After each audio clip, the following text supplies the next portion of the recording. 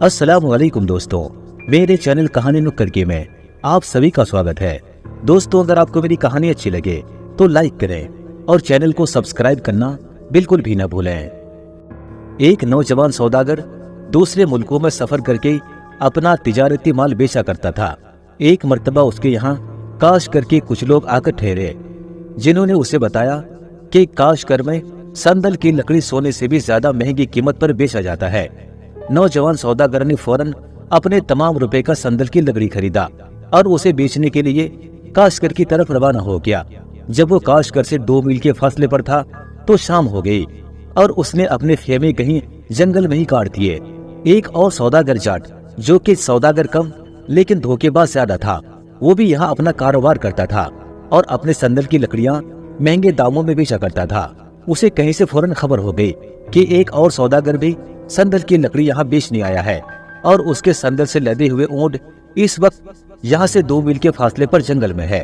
उसने अपने दिल में सोचा कि अगर ये सौदागर भी यहाँ आकर संदल बेचने लगा तो मेरे ग्राहकों में कमी वाक़ई हो जाएगी, लिहाजा उसे यहाँ से किसी तरह से दूर भगा देना चाहिए।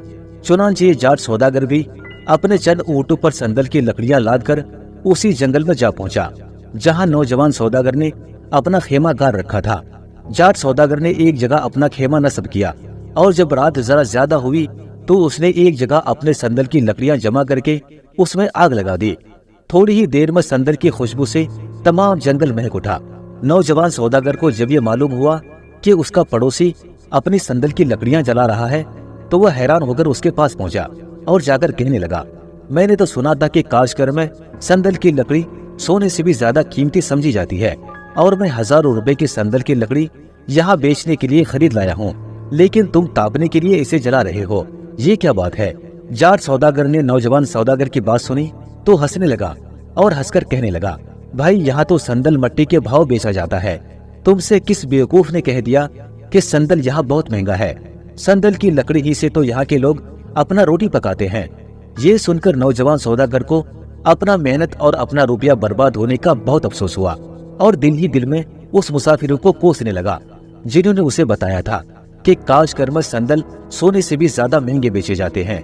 जाट सौदागर कहने लगा, भाई अब पछतावे क्या हो, जब चिड़िया चुग गई खेत, जो होना था वो तो हो चुका, अब रंज और गम करने से क्या फायदा। लेकिन मुझे तुमसे बहुत हमदर्दी है और तुम्हारी गरीबी पर मुझे बड़ा तरस आता है। मैं इतना कर सकता हूँ कि तुम्हारा सारा संदल खरीद लूंगा। ऐसा करो, तुम मेरे साथ काशकर चले चलो, वहाँ सोने चांदी और हीरों के अलावा तुम जो चीज भी चाहोगे वो संदल के वजन के बराबर तुम्हें तौल कर दे दूंगा, मगर इस वक्त तुम मुझे एक रसीद लिख कर दे दो कि तुमने ये सारा संदल मुझे बेच दिया। शहर पहुंचकर सोने चांदी और हीरे जवाहरात के अलावा जो कुछ भी मांगूंगा तो ये सौदागर मुझे दे देगा। नौजवान सौदागर ने एक रसीद में लिखकर उसे दे दिया और ये दोनों शहर काशकर की तरफ रवाना हो गए। काशगर पहुंचकर दोनों एक सराय में ठहर गए। उस सराय के मालिक की लड़की बड़ी होशियार, समझदार और नेक दिल थी और अजनबियों की बड़ी खातिर तवाज़ो करती थी। जाट सौदागर किसी काम से बाहर गया तो नौजवान सौदागर ने बातों बातों में सराय वाली की लड़की से पूछा कि यहाँ संदल का क्या भाव है। लड़की ने बताया कि यहाँ तो संदल सोने से भी ज्यादा महंगा बिकता है। ये सुनकर नौजवान सौदागर के हाथों के जैसे तोते उड़ गए और उसने जान लिया कि मेरे साथी ने मुझसे धोखा किया है, मुझसे झूठ बोला है। होशियार लड़की ने नौजवान सौदागर को अजनबी और नावाकिफ जानकर उस शहर के तमाम ऊंच नीच के बारे में बता दिया और उससे कहने लगे, मेरे भाई, इस शहर के आदमी बहुत ही धोखेबाज और बहुत ही मक्कार होते हैं, उनसे जरा बचकर रहना। नौजवान सौदागर ने अपने साथी से कुछ न कहा क्योंकि वो जानता था कि वो रसीद उसे लिखकर दे चुका है और अब उससे संदल की लकड़ी वापस नहीं लिया जा सकता। दूसरे दिन नौजवान सौदागर शहर की सैर करने के लिए बाहर निकल गया। रास्ते में एक जगह चंद आदमी शतरंज खेल रहे थे। उसने सोचा कि चलो शतरंज खेलते हैं ताकि दिल को जो सदमा पहुंचा है वो थोड़ी देर के लिए भूल जाऊं और दिल बहलाऊं। उसने शतरंज खेलने वालों से पूछा कि भाई, मैं भी खेलना चाहता हूं, क्या तुम मुझे अपने साथ शतरंज खिलाओगे। वो लोग कहने लगे कि हम तो शतरंज इस शर्त पर खेला करते हैं कि जीतने वाले हारने वाले को जो कोई भी काम कहे वो बिना किसी सवाल किए उसको पूरा करेगा। नौजवान उनकी शर्त मान गया और इसी शर्त पर उनके साथ खेलने पर राजी हो गया और ये सब के सब शतरंज खेलने लगे। बदकिस्मती से थोड़ी ही देर में नौजवान सौदागर की हार हो गई। उसे मात हो गई। जीतने वाले कहने लगे, अब तुम अपनी शर्त पूरी करो। नौजवान सौदागर ने जवाब दिया, मैं तैयार हूँ, कहो क्या शर्त है तुम्हारी। शतरंज जीतने वाले कहने लगे, तो अच्छा तुम समंदर का सारा पानी पी डालो। नौजवान कहने लगा, भाई तुम कैसी बातें करते हो, क्या कोई इंसान कभी समंदर का सारा पानी पी सकता है। शतरंज जीतने वाले ने जवाब दिया, तुम अजीब आदमी हो भाई, तुमने शर्त लगाई थी और अपनी जुबान से अब फिर रहे हो। अगर शर्त पूरी करने की तुम में हिम्मत नहीं थी तो तुमने शर्त बांधी ही क्यों थी मेरे साथ। अब तो तुम्हें शर्त पूरी करना ही पड़ेगा। अब इस बात पर उन दोनों में झगड़ा होने लगा। यहाँ तक कि उन दोनों को लड़ते झगड़ते देखकर लोगों का एक हजूम वहाँ पर जमा हो गया। उन दिनों काशगर का हर आदमी ही दगाबाज और मक्कार मशहूर था। अभी दोनों झगड़ ही रहे थे कि शर्त जीतने वाले का एक काना दोस्त आगे बढ़ा और कहने लगा, इस आदमी ने मेरी आंख चुरा ली है। मेरी आंख बिल्कुल ऐसी ही थी जैसे कि इस सौदागर की बाईं आंख है। अभी झगड़ा तय नहीं हुआ था कि एक तीसरा बदमाश हाथ में एक पत्थर लिए उसके पास आया और लोगों से कहने लगा, मेरे पास ऐसी ही पत्थर से बना हुआ एक लिबास था जिसको इस सौदागर ने चुरा लिया है। मैं अपना लिबास इनसे वापस लेकर रहूंगा। नौजवान सौदागर कहने लगा, अजीब बात है कि कोई मुझ पर कोई इल्जाम लगाता है तो कोई कुछ इल्जाम लगाता है, हालांकि मैं बिल्कुल बेकसूर हूँ।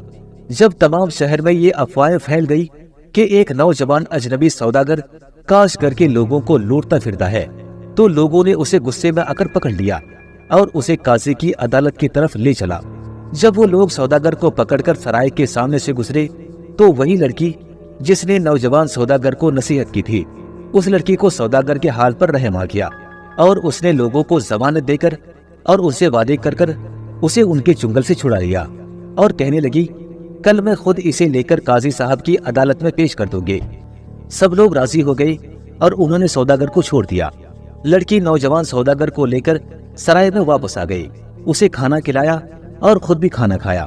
फिर कहने लगी कि यहाँ के बदमाशों का दस्तूर है कि वो शाम को एक जगह इकट्ठे होकर अपनी मक्कारियों और दगाबाजियों की दास्तानें अपने उस्ताद जो कि एक बूढ़ा जाट है और काना है उसे सुनाता है, और ये बूढ़ा जो मशवरे देता है ये सब उसी पर अमल करते हैं।